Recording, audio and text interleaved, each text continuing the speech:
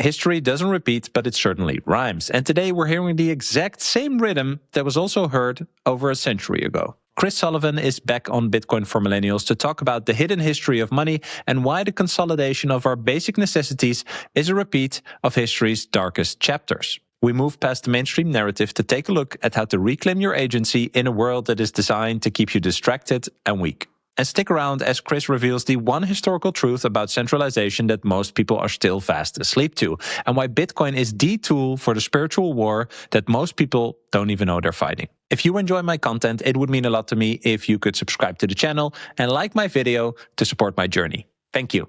All right, let's dive in. Chris Sullivan, welcome back to Bitcoin for Millennials. Thank you, Bram. Appreciate the time.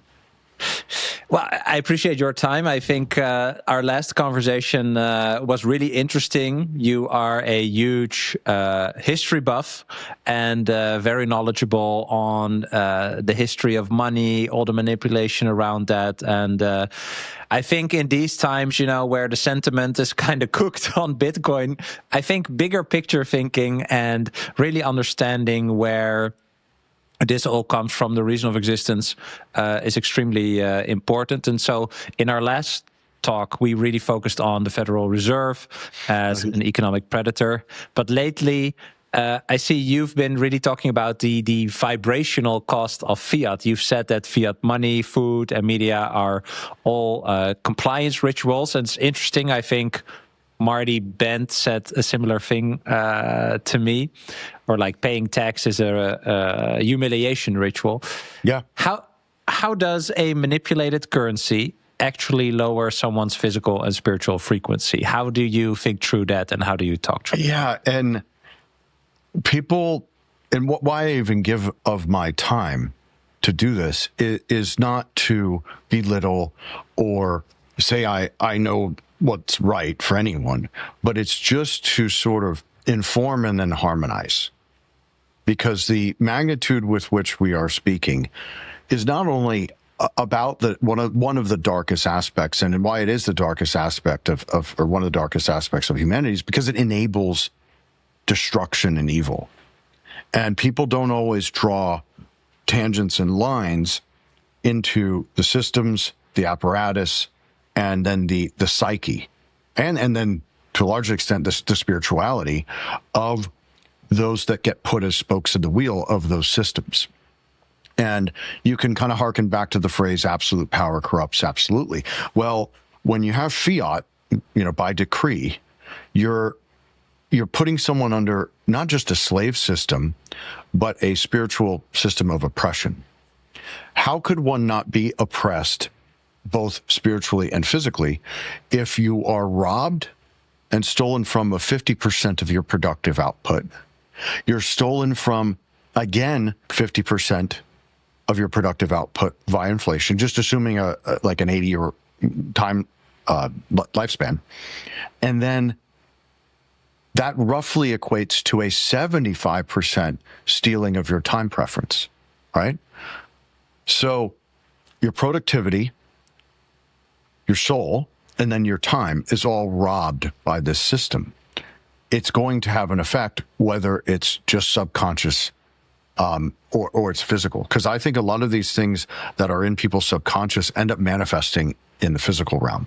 Mm-hmm. And again, I'm just here to kind of give my 2 satoshis on an application of forensic history and drawing lines from the past to where we are at now. And I'm honored to be on with you today. We now have less than 1 million Bitcoin to be mined, my friend. What a transcendence. And I'm still, you said, you know, Bitcoin sentiment, the lower it is, the more bullish I get. I would argue that you could draw some of the causality to malnutrition, lack of critical thinking capacities, and just a overall like whipping up of frenzy around things that don't really matter. Yeah. On that spiritual part, is that part of a bigger plan? I mean, you also talked about changing the frequency in music, right? Some people say that there's the God frequency, like 432 hertz, I think. Yep. And they change. Yeah, they change it to 440, right? So your whole perception of music, whether whatever kind of music, changes. So some people might say that's a stretch, but I think you would agree it's part of this bigger kind of like effort by, if you're coming from the camp of it being a stretch, then what was the motivation to change the frequency then? If we can resoundingly confirm that 440 is a harming frequency, it's disharmonic, right? So one could then draw that it is demonic. Then what was the motivation to change it, right? And you can research, healing organs, healing bells that were all over old Europe that were destroyed between, World War I and World War II, right? And the history of that and how those were healing centers is not really spoke about very much. And part of why I really appreciate the opportunity to do things like that is I'm trying to ingrain in people the desire to know, and understand. And I can't operate from a position of not trying my best to know history, because in the life of humanity, which I would argue is we've been around maybe a few million years. It's not just 12,000, right? But I'm not an archaeologist, and I don't want to make anything other than that's my subjective view, is that we've been around way longer than we're taught. So from that position, the Fiat realm is only a few hundred years old. And in historical context, that's like less than a speed bump, right? Yes, exactly. So examining what were the early vestiges of it, what were the iterations that led from, freedom to slavery. And what we are all under, and what we're even witnessing in the Middle East, which is just another bankers' war, is a slave system. Taxes are an element of the slave system, right? There were roads and schools before there were taxes, weren't there? I think if you just have eyes and ears today, you can see that we're kind of going backwards today, right? If I think about my youth, I can say like 25 years ago now, I can say that now, it was different. And I honestly think it was better. And I think it's a very sad thing to say. 5-6 years ago, I would not imagine that I would say this today. But I do think we're going backwards, where this whole idea is, right, your children have it better than you, and so on and so on and so on. And it's all about progression. And it's in my view, you're exactly right. It's the ability to at least compete to do that or ascertain that people need to have. And of course, this system wants to destroy hope, wants to destroy spirituality, especially divinity and reverence to Christ. That's a very obvious motivation, is to destroy Christendom and Christianity, obviously, because the entirety of the West and all of its magnificence comes out of that, right? And Fiat is disaligned with the pillars of Christianity. Like the whole entire system of Fiat's disaligned with that. So when you look at Fiat, you can just go Fiat equals tyranny, right? Under tyrannical systems, nothing operates well, right? You can examine, I'm a big conservationist, as you know, Bram. I've been very active in Florida on a lot of fronts with that, whether it's geoengineering or it's protecting water rights and river systems, et cetera. Like, for example, freaking Bezos's penis rocket company wants to just dump thousands of gallons of waste in the Indian River, which is both the snook capital of the world in the southern end and the redfish capital of the world in the northern end. Huge commercial fishing for oysters, one of the largest oyster farms in Florida, obviously enjoyed by boaters and recreational users, not just commercial fishing interests. And forget that it's a huge food staple for Florida, is seafood coming out of there. And it's, oh, well, I get to do what I want because I live at the top of the Fiat pyramid, and all you plebes as well as Mother Nature, suffer the consequences. So what's disaligned there? It's the greed that's enabled by that, the rules for thee and not for me, as well as nature doesn't matter because my time preference is messed up. When it comes to holding Bitcoin securely, peace of mind starts with architecture. OnRamp's multi-institution custody model distributes control access across 3 independent regulated key holders in a 2 of 3 multi-sig quorum. No single point of failure, no pooled or omnibus exposure, just segregated client-titled vaults. You retain full legal ownership while OnRamp coordinates security, compliance, and operational workflows behind the scenes. Multi-institution custody is the foundation for everything that OnRamp builds. Sound infrastructure that distributes counterparty risk and provides fault-tolerant resilience with clear audits and institutional controls. And now OnRamp is piloting flat, predictable pricing to make best-in-class Bitcoin custody and financial products more accessible than ever. Visit onrampbitcoin.com to learn more and sign up with code BRAM, that's BRAM, to receive $150 in Bitcoin after your first deposit. OnRamp, strength in many, simplicity in one. What do you think that is the essence that people are missing around fiat money, this distortion of perceived reality? Maybe then also, what is the essence of the distortion? I wanted to ask you about this distorted reality. So the essence is one that pulls forward sociopathy and psychopathy, right? Humans aren't, I would argue that because we are part of nature, natural law, state of nature, is what we would otherwise operate under.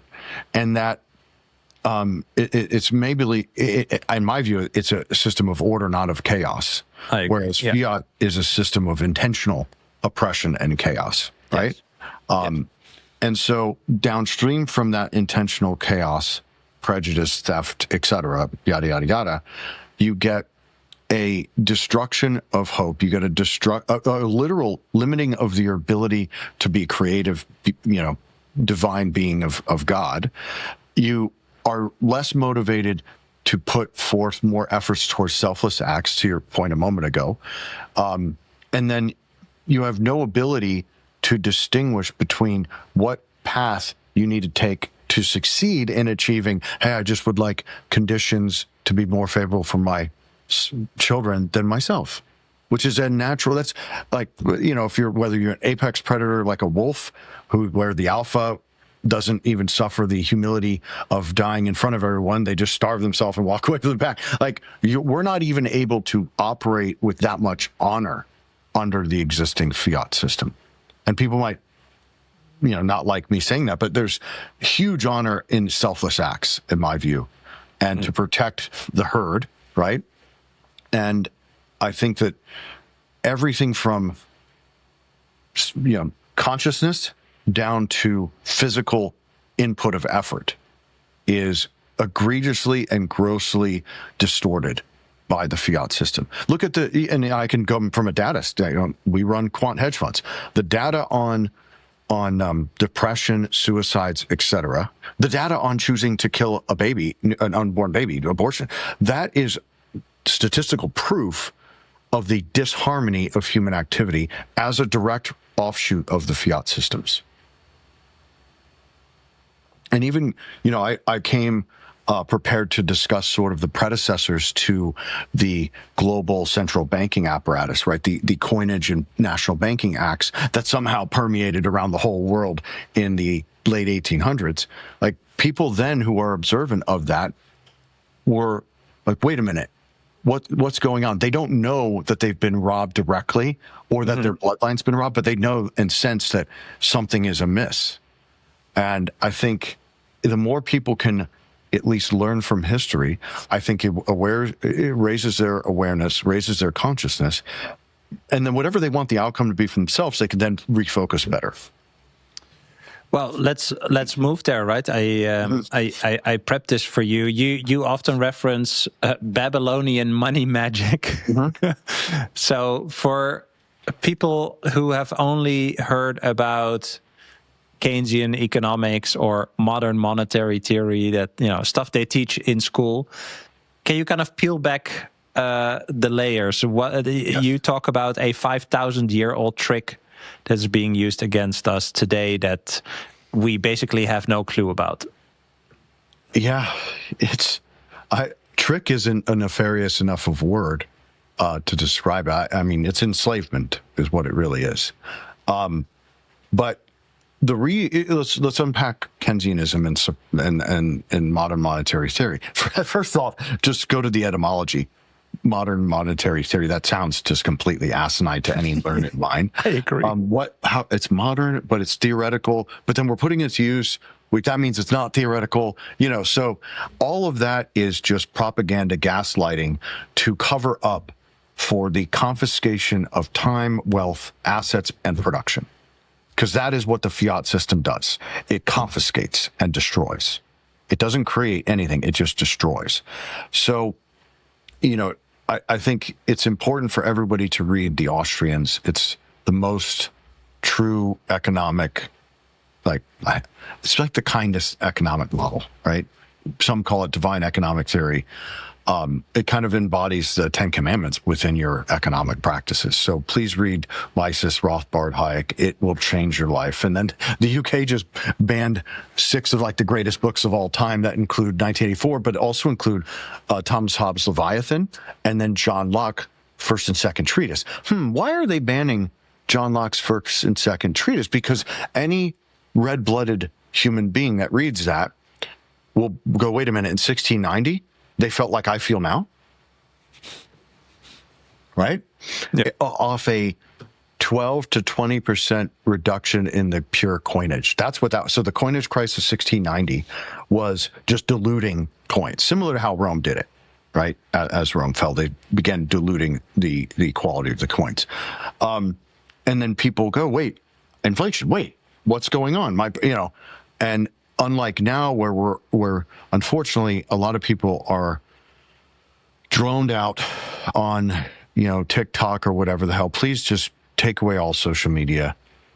Please focus on circadian rhythm, get sunlight.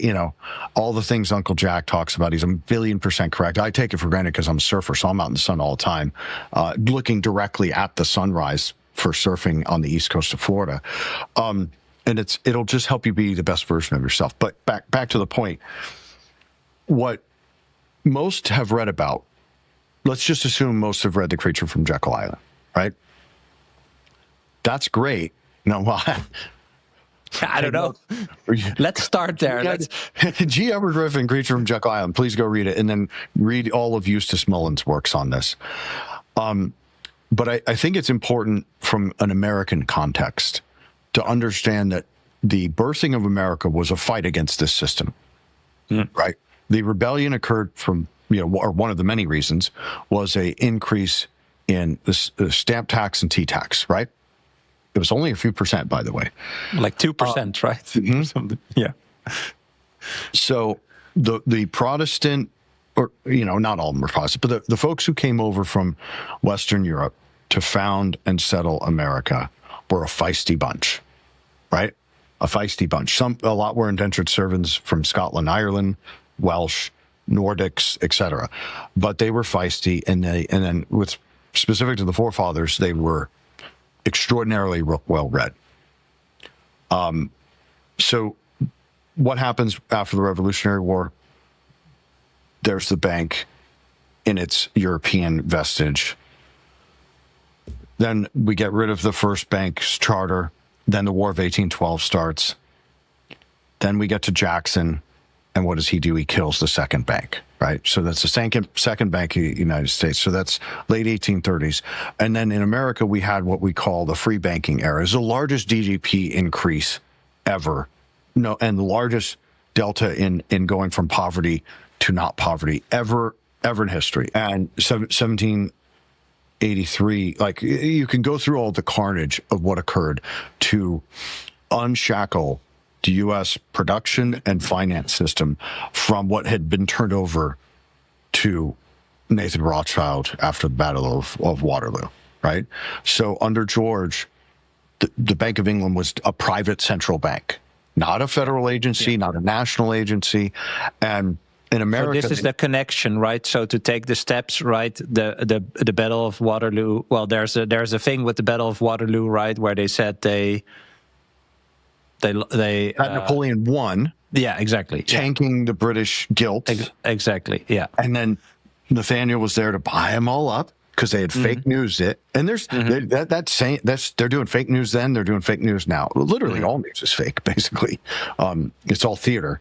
But they got total control of the Bank of England, correct? And they were the 13 colonies at that time, which had set up independent. There was they called it wildcat banking, right, to try and kind of demonize or make it sound scary.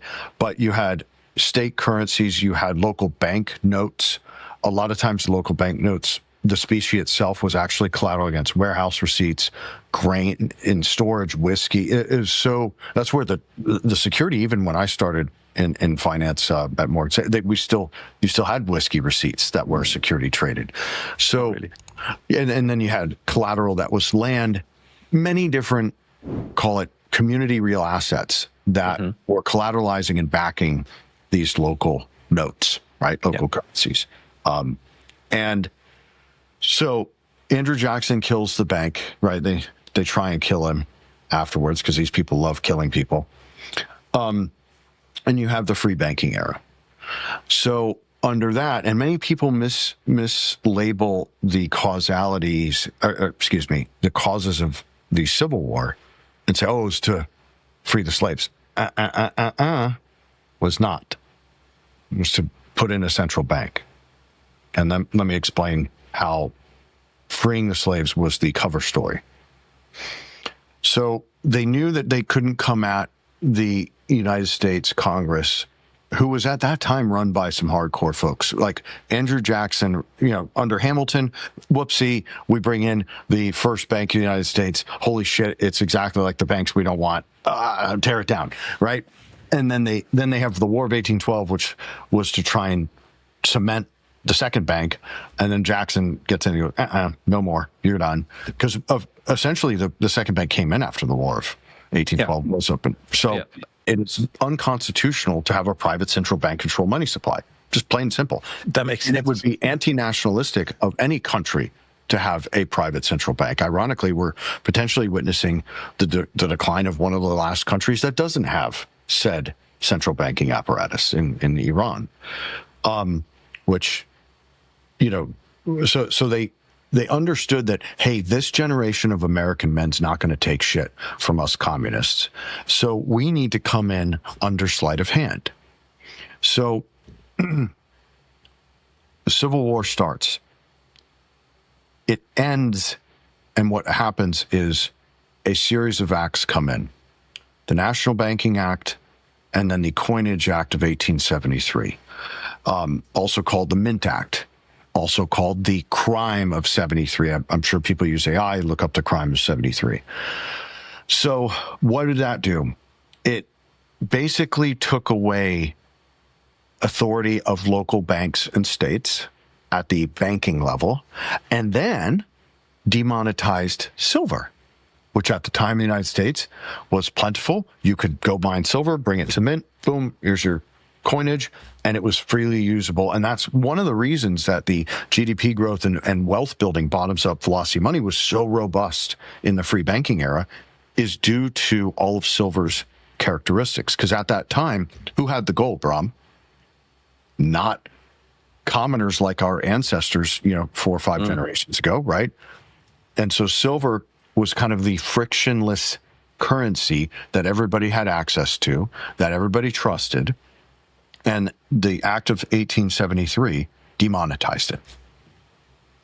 You could take the raw commodity and go to a institution, whether it's sanctioned or it's a bank, like a sanctioned mint, actual mint, and it would either they would trade notes for it directly, 1-to-1, or they would actually press it into coins for use. Yeah. And as I was mentioning, the state chartered banks, the local community banks would conduct notes in various collaterals, including silver. And what the National Banking Act did was consolidate it basically toward the money center banks, which is what the New York City Wall Street banks were called, away from your southern states on purpose, by the way, which is where all the stuff was being produced. Everything of wealth was being produced outside of the city centers, obviously, because what does a city produce? Nothing. So it made gold the sole legal monetary tender. That then concentrates. So, and immediately you cause a panic because you're contracting the money supply rapidly by saying, oh, silver you have demonetized. Sorry, Brom. Wait, it's been money for thousands, maybe hundreds of thousands of years. No, not according to our law. So they stifled out competition at the local level. People should really study how decentralized American banking was and its currency system. Colonies had currencies. It was just completely decentralized. Were there pitfalls to some of that? Yeah, but not to the magnitude of the one we are all under the last couple hundred years. So, you know, the opponents here, I've got some quotes. Let me just read. This is how prepped I am. Let me read a couple quotes post-act. This is from Richard P. Bland. They called him Silver Dick. He was a Missouri congressman. August 5th, 1876. He said the Act of 1873 was a fraud because it gave no clue to the real intent of the act. So when you look at the act, it's buried in administrative language, and it doesn't specifically, like on page 1, para 1, silver's not money.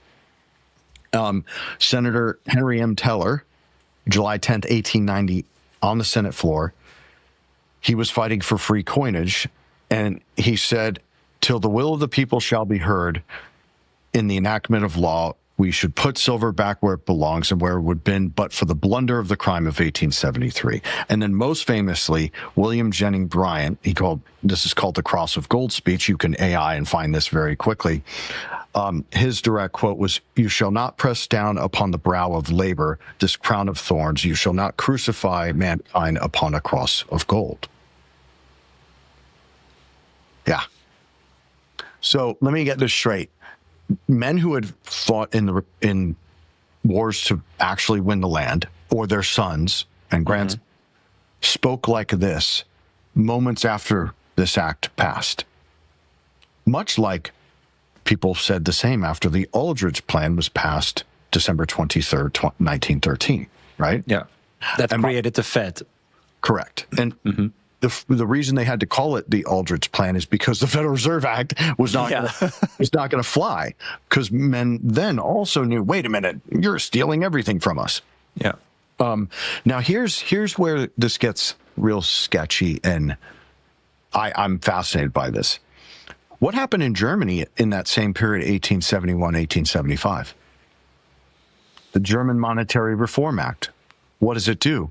The exact same thing as the National Banking Acts and Coinage Acts of the United States. Then we go to... Really? Yeah. Then we go to the Banking Act of 1872, Japan. Same thing. Now, wait a minute. How's that happen? Then in France, 1875. Canada, hold on. I have that note too. Canada, 1871, 1875. These are a series of acts. What are they doing? Consolidating and centralize banking power and focusing only as gold-backed currency. And they did this with sleight of hand. So why is basically no monetary competition also, right? Like that's basically what they killed. Correct. Yeah. And that's really what a large degree of what the Civil War was about, right? Yes, did most of every American, because only 1.2% of people had slaves anyway. And a lot of the slaves were indentured servants from Europe, either Germany, Norway, Sweden. It was a mix of all kinds of indentured servants who were non-African, right? But there was a reason that Sherman burned down the entire South, right? To destroy commerce, consolidate land holdings, and consolidate business holdings. How were they able to do that? Well, by these acts of law, they're essentially rendering previous currency or monetary instruments worthless, which then bankrupts the local bank, which then bankrupts the business owner and the landowner, and it's an act of confiscation. And I can draw from then to the savings and loan crisis, which is a very similar great taking of sorts, right? That's David Rogers' web book, The Great Taking. Everybody should read that, where a single act changing the collateral requirement then blew out a bunch of commercial banks lending on real estate. Almost none of which that were actually insolvent. So again, the point of sharing this is that the apparatus around these systems began a very, very long time to set us up for where we're at exactly now. And do you think it's by chance that Cuba is next on the list after Iran? What does Cuba have in common with Iran? They probably still have an independent central bank, I would guess. Private central bank. Interesting. Right. And then if you go to post 9/11, Libya, Syria, all these countries had no private central bank. For my European friends that want to buy Bitcoin with ease, check out Relay. I've been a longtime fan and happy to partner up with what I think is the best Bitcoin-only platform for Europeans. They offer a super simple, beginner-friendly app with no distractions and no shitcoins. You can do a quick one-time smash buy or set up automatic purchases when you're stacking regularly. And here's the thing that matters most. Relay is 100% self-custody. Every set you hold is yours. Your keys, your coins.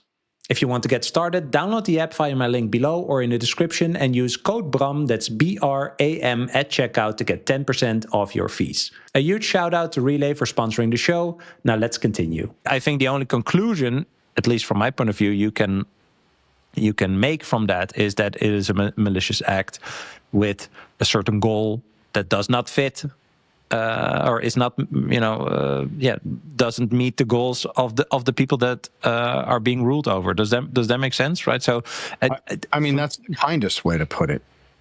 I know, but that's why I'm translating it. Like this is what I mean. I know less than you, but it's more like even on the surface level, if you get to that point and you just realize, okay, this is being done probably against my own self-interest.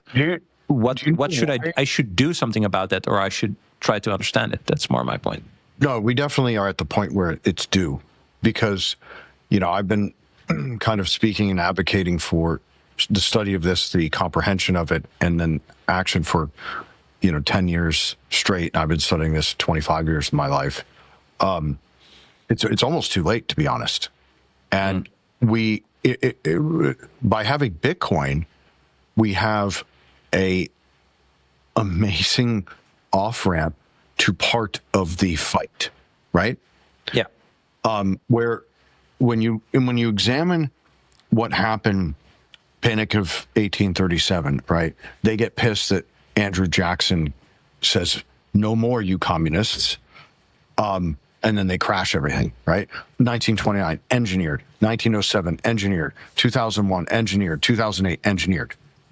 Right? All of these things are to slowly get to where we are now, where you have surveillance state, you have unauthorized military intervention and adventurism, you have bioweapons masquerading as health products all over the world. How does that all happen, right? Like COVID is actually a very good example of what we're speaking about here, where, wait a minute, who's calling somebody from Canada to Japan and they're reading this legislation that just passed in the United States, and then it only passed 15, 20 years ago in Britain? Like, the probability of that occurring without organization and nefariousness is zero. It's zero. It cannot happen. I'm telling people this is orchestrated, as is the so-called AI surveillance grid, which is just imprisoning people further so that they don't wake up from the malaise of all this fiat nonsense. And it's not just understanding history. It's not just understanding who our actual enemy is. It's also comprehending that this has been a multi-century plan to get to where we are exactly now. And the probability of every country and then every news media outlet of every country saying the same bullshit about some fake fucking virus that was either a bioweapon or made up, I'm not sure which one, both are bad, it's just insane. And we're getting to the point where we need to motivate and inspire the lions that are left on Earth, or they will continue to execute their plans. So, what does Bitcoin do? The rules, I think, in Bitcoin we talk a lot about it's rules versus rulers, right? We talked about how the rulers made stuff I want to say, made policies, actions, etc., not for us, right, but for their own benefits. I think we both agree that rules trump, decentralized rules trump any centralized rulers. Maybe in a philosophical way or in a practical way, why is Bitcoin a way to be on the offense or use it as a defense or however you characterize it? Like, why is Bitcoin a tool to help us against this? Look at what you're doing, Bram. Trying. Right? No, I mean, there's, I think both the medium and the content of which you're phenomenal at is decentralized communication, awareness building, consciousness, and not consensus building, just freedom of thought, freedom of speech, maximum freedom. The whole thing. You cannot tell people what to do. You cannot curtail their spirit, their soul, their mind, their actions. The only limitation is of creating a victim, right? That's it. Everything else is free. So I think what you're able to do with me here is a offshoot and byproduct of Bitcoin. But what it stands for is that quiet, nonviolent rebellion, as well as a vote and an opt-out of the cruelest, darkest system that mankind has ever seen. This system perpetuates child trafficking and mutilation at industrial scale, millions of children a year. It perpetuates unbacked wars by the constituency. It murders innocents constantly. It destroys third world countries. It destroys first world countries' environments, and then says, "Oh, climate change," when they're the ones causing all of it, right? And then, "Oh, cow farts are bad." Wait a minute, I thought carbon dioxide was good for plants. The whole thing is this inversion and mimic of reality, right? And I'm trying to help inspire people to be courageous enough, to be thoughtful enough to choose something that's better for themselves. And it's okay to do that. Like, we don't have to go along with these deviant criminals, globalists, whatever you want to label them. And one off-ramp and way out is Bitcoin, right? It's precious metals to your debanking, right? You're decentralizing. You can do that to a limit. But Bitcoin has sort of the combination of magical and philosophical all in one. Right. It has the cypherpunk, libertarian, Austro-anarcho-capitalist technology embedded into it. Like, people don't understand how radical the proof of work algo is and how important the kilowatt hours are to the input of the creation of each block. Right. That is a radical transformative thing. And then, I can have, I'm not trying to promote these guys, but I can have, infinity worth of whatever on something like this and pass through a checkpoint or a airport where if I have, 250,000 worth of gold, I can barely carry that, right? So it's not that gold's bad. It's just, this is better. Mm-hmm. Exactly. Yeah. That's my conclusion. It's so funny. Like, I don't have anything against gold. It's more the fact that if something comes along that's objectively better, you should just pay attention, right? You can still decide not to adopt it, but I think if you're honest, intellectually honest, you will see that Bitcoin is vastly superior than gold. But maybe to take the other side here, right? Like, I came to the conclusion that talking about the problem, and you can go as far back as you want to, right? You can just even talk about today. What does debasement of money even mean, right? Or that, like I said, over 35 years, half of your wealth or purchasing power will be gone. You can go even further back, like we've been talking about, and you will, I think, be more assured by your conclusion that there are people know better than you in control of the money, and out of that emanate a lot of bad things for you as an individual, but also more globally, right? So talking about what is the problem, what is the consequence of that, and you can go as far back as you want to, basically, I think is is more important than talking about what Bitcoin is. But once you get like the reason of existence, there's still a big study on the Bitcoin side, I would say, to actually truly understand why this is money no one can mess with, right? Like even what you just mentioned in between, you know, the kilowatt hours, just the whole idea of the immutability and the fact that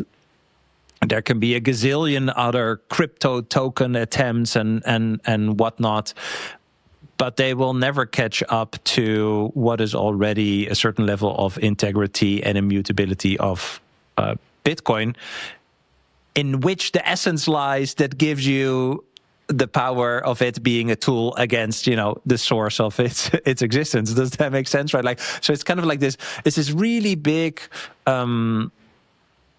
learning loop, I would say, that takes quite some time to actually poke through. But once people get there, I do think it is an extreme red pill, for lack of a better word. Like, you cannot unsee that, right? You cannot unsee that on one side there's this system that is perpetual debasement of not only the money, but everything else, spiritually, physically, everything we mentioned, right? And then on the other side, there's this thing that is the total opposite of that, extremely transparent and hard capped and immutable and global and decentralized and all these things that fiat money is not, right? If you're intellectually honest and you get there, you just cannot unsee that. But that is not even, I don't know, 20% of the battle. And I think this is what you're talking about, right? Like, just having Bitcoin, getting Bitcoin is even that entire journey is perhaps step 2 in I don't know how many steps will follow. It might be step 3 even, because it's essentially an act of rebellion and a vote for freedom, right? Yeah. But you first have to at least somewhat comprehend the history that led us to here. Mm-hmm. And we can do another one on just what happened from the Fed through 1929. Because think, the Fed passes, World War I happens. Wait, Brom, you mean the whole, like, if I, like instantly almost, like, yes. You're my son, and you go, well, Dad, how is it possible that the whole world goes to war at the same time? Like, that's just illogical. Like, my 10-year-old daughter doesn't believe that there was world wars, because everybody can't be everybody's enemy. That's just a logical thought, right? And then 1929, where you can find this video of Ben Bernanke admitting it was the Federal Reserve's fault. How is it their fault? Contract the money supply. Duh. And then they induce you to fall in their trap by increasing the money supply. Right? And oh my God, it just back and forth. And every single time, assets confiscated, consolidation of power. Assets confiscated, consolidation of power. It's just unfathomable. And people are just either too malnutritioned or unmotivated or uninspired. But, that Jefferson quote where, within a generation, you're going to wake up on the, enslaved on the land your fathers won. Like, this is all already happened, right? That's great, yeah. The EU is run by unelected bureaucrats. The United States, we actually vote, and most of the elections are fraudulent. Duh. All elections are basically fraudulent because everybody's just an actor that's put in front of everybody. But do you think they're doing anything of what the American people want? No, of course not. Is China? Not really. It's like, guys, we have to all agree that centralized anything is bad, right? And how we protect ourselves from the people who lack empathy and who are literal sociopaths or psychopaths is to decentralize. And then you get competition, and then you get bottom-up wealth building, right? What we have now is some freaky hybrid of fascism, oligarchy, monopoly, and communism.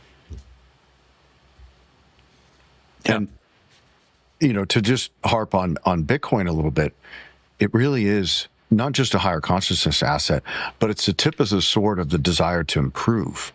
And what it will end up being, in my view, and I'm not, Nostradamus or anything, is because of the factors you just mentioned and the attributes, like being permissionless, immutable, and trustless, nobody trusts the money. It doesn't matter if you're in Germany, you're in Venezuela, you're in the United States. Nobody trusts money. Something we can all agree on. This can recollateralize and recapitalize Earth via choice, not decree. You said higher consciousness asset. I think a lot of people still see it as computer code, a ledger. You know, they see the decentralization. How does it bring us higher consciousness? Like, what does it give back to us that we lost along the way? It increases our frequency. It hones in our time preference. How can it not? The best people on Earth are behind this, right? And not just, and I'm not behind it because of one element of it. It's, I'm a gold bug. I've studied this left and right. My entire livelihood is based upon managing markets and managing risk. And I'm a skeptic and a bear and a contrarian. You know me pretty well. I kind of don't like anything, right?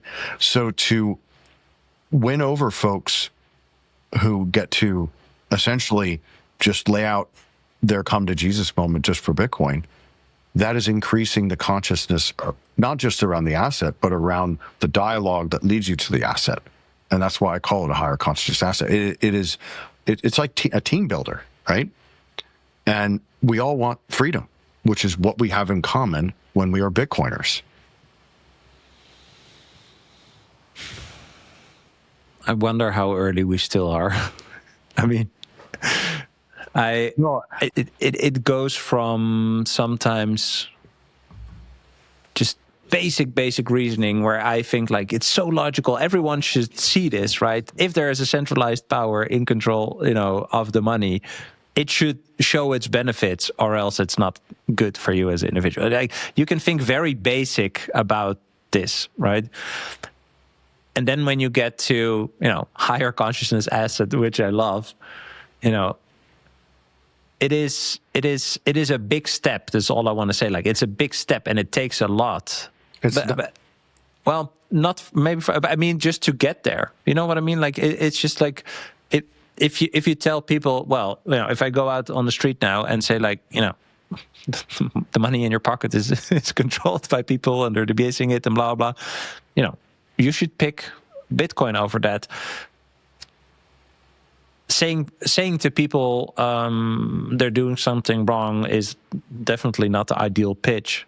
So that's kind of more where I want to go. Like, it is, you know, we're trying to share with other people, right? But sometimes I just think like it takes a long time, although it's logical and rational to eventually get here. I just sometimes think like, yeah, how early is it? How long can this still take? Like you said, maybe we're even too late, and change is I think hard. we're too late. I think we're too late. And people are going to get their comeuppance. But that's like the black-pilled contrarian skeptic that's seeing yet another proxy forever war that's spending money that's not, you know, that's the black-pilled version. The white-pilled version, if you can call like the other side of that, right? Yeah. Or gold or orange-pilled version is more like what we're seeing actually is the last vestiges of the power grab, and that the power grab is being exposed.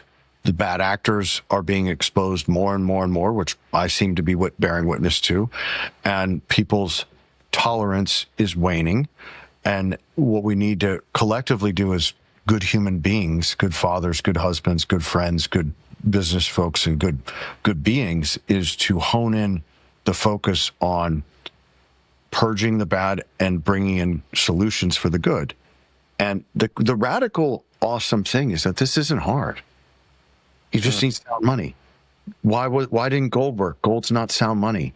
Gold's commodity money, great, way the hell better than what we have now, but eventually it gets corrupted, either by dilution in the coinage or by an issuance of more notes against it than that there exists. Well, and many of your audience, you probably read his book, Roger Ver, Corruption of Bitcoin. That's happened. There's 8-to-1 paper over Bitcoin right now. Wall Street did their thing. And so that has to be combated. How is it combated? Buy Bitcoin, pull it off exchange. The more you reduce the supply available to have the various second and third derivative paper bullshit on top of it, the lessen the impact. So in my view, we're late insofar as people need to accelerate their awareness of this, but we're potentially also at the end of the central banking era, because they're so dark and evil that it's almost like everybody's aware of it now, or I'm hoping that. Yeah. But I think because, or I know, we are at the 8th inning of the 4th turning. That explains timelines being pulled forward, what you are terming crazy, right, happening with rapidity. Also, there's quite a bit of astrological things going on as well, which, you don't have to be into sort of the what's your horoscope, but you can understand that the celestial bodies absolutely affect, UVA, UVB, UVC. They also affect frequencies and magnetic fields throughout the universe, and that has an impact, and it can be good or bad, right? And so I'm saying that these things are coalescing all at once because we're in that 8th inning of the 4th turning. And I hope that people pick themselves up by their bootstraps, get healthier, get stronger mentally and physically, because this apparatus wants to kill everyone. They want 550 million people by the end of 2032, stated goals in their own white papers. What I'm giving you in history is just the history of the consolidation of the monetary slavery, but you can do this in the pharma space, you can do this in the agrarian and foodstuff space, and at this point, you have these multi-trillion-dollar multinational companies. Well, once you've consolidated everything, what's your next move, right? Oh shit, we got to reduce the population. So I think, simpler said, just use the power that you gained, right? When you consolidate everything. Yeah. It's not about money. They can print it. Even the term "follow the money" was created by the same people who put out conspiracy theorists, right? It's a misdirection, because you might not know you said this, but you said problem, reaction, solution, which is Hegelian dialectic. That is how these people affect change with their control. Yeah. Problem, reaction, solution. Solution to their own, right, where they're problem. There, they create the problem, and no, it's unreal. Yeah. And you got to give these dark lords kudos for being cunning, and this has been done over multiple generations, right, of these bloodlines, and they've coordinated and executed, and meanwhile the plebes just let it all happen. And so in my view, it's half their fault for being evil psychopaths, and it's half the public's fault for just going along with it and letting their freedoms be eroded away over and over and over again. You said rebellion to tyrants is honor to God. I would translate that to, it would be a disservice to your own creation and your own life if you wouldn't rebel against these people that go against the natural order, not in alignment with nature, like we said. But what does that look like? What does peaceful rebellion look like? Is it as simple as, like you said, you move to Bitcoin, you take energy away from that system? If you have, it's multifaceted. Yeah. Well, I just want to wait. Let me finish. Like, if you're a 30-something-year-old, you have a family, you have a mortgage. You have a sense that stuff is happening in the world, whether it's based on information you're feeling, your spirituality, whatever, right? You feel like you need to do something to close out this conversation. Like, what can people do? Pray. I'm kidding. That's one thing people can do and should do. Another word for pray is meditate, right? But yeah, let me give some practical, applicable solutions. Number one, just educate yourself. There is literature prior to 1920 that is extremely important, extremely hard to find. You can look at banned books, you can look at lists that are deemed this, that, or the other, and oftentimes there'll be sources for truth. So I think you need to educate yourself upon the governmental systems, the monetary system, the fake allopathic medical system, et cetera, so that what that will do is prevent you from being gaslit and propagandized further. Then go and attack your own personal health and wealth. How do you do that? Exercise every day, get good sleep, do not drink, do not smoke, don't consume pharmaceuticals, don't consume any drugs. All of that altered state is to input demonic everything into your brain, by the way. That's why one of the main money center businesses for them is drug trafficking. Is the central banks are operating that, not like random cartels, right? This is done at a global industrial scale. Obviously, that's not locally done. And then get to, okay, what can I do in my community?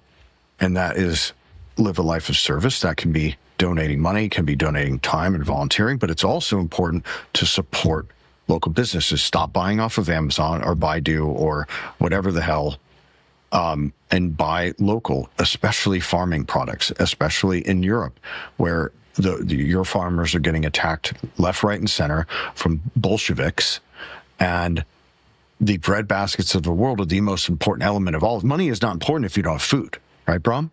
So actively seek out and direct your capital to support those families and businesses so that you can still have access to a food supply. As that gets consolidated, then you just cut you off and starve you to death. That's exactly what the Bolsheviks did to 60 million Slavs in Russia, beginning in 1913, 14, 15, 16, 17, 18. It basically didn't even end until Reagan said, tear down the wall, right, to Gorbachev. So, those are practical and applicable solutions. And lastly, and this is mostly for the men, become dangerous. You cannot be peaceful unless you are dangerous. I think there's a lot to think about. I think we should have another episode. Maybe people can reply and share what they would like you to talk about. And I want to thank you for your time. I think very interesting insights, not stuff you hear often. So I want to thank you for that. And let's stay in touch and we do it again. All right. My pleasure. Thanks for having me. I hope you enjoyed this episode. If you did, you can click here to find more just like it, and click here to find all Bitcoin for Millennials podcast episodes. Also, if you want to help me shine a light on the message of Bitcoin, please like this video and subscribe to stay connected. I hope to see you for our next episode. Bye.